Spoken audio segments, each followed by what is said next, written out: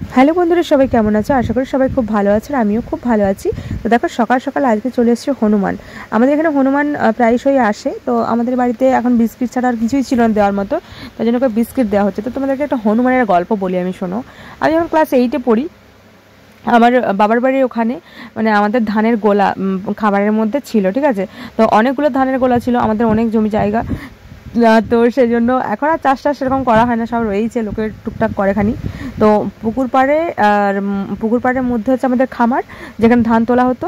আর পুকুর পাড়ের মধ্যে আমাদের বাথরুম, স্নান করা, বাথরুম সব পুকুর পাড়ের মধ্যেই। তো আমি তখন যাচ্ছি, আর ধানের গোলাটা এত এত চারদিকে হয়ে যাচ্ছে যে সরু একটা রাস্তা আছে। তো আমার সাবানটা সেইখানে কোনো মুহূর্তে পড়ে গিয়েছিল, আর হনুমানটা এসে দাঁড়িয়েছে, তার পেটে আমার মাথা লেগেছে। মানে ভাবা যাচ্ছে আমি হয়তো কোনো মানুষ হয়তো পেরোবে, পুকুর পাড়ে পুকুর নেমেছিল হয়তো। ওমা, যেই উঠে দেখি না যে হনুমান, আমার তো ছাতিতে, মানে সেই ছাতি একদম শুকনো, মানে কথা বলার মতো মানে ইয়েটা নেই, আমার এত ভয় লাগছিল। তো সেই সিচুয়েশনটা এখনও ভাবি, সেই জন্য হনুমানের কাছে যেতে আমার এখনও ভয় করে। তবে সবাই বলে না যে হনুমান চর মারে, এই করে সে করে, বাট বিশ্বাস করো, ওর পেটে আমার মাথা লেগেছিলো, তাও ভাই কিচ্ছু করেনি আমাকে। আমি তো জাস্ট মানে সেই জন্য খুবই কৃতজ্ঞ।